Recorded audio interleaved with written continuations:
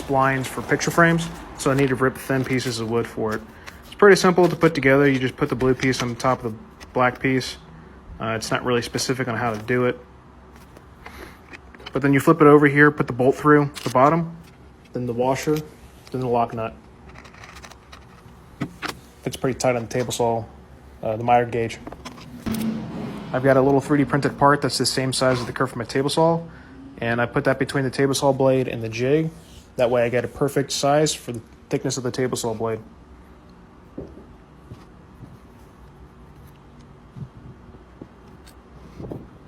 Once I lock it in, I grab my piece of wood and I sandwich it in between the table saw fence and the jig, making sure it's nice and loose but not too loose. And then I rip a thin strip.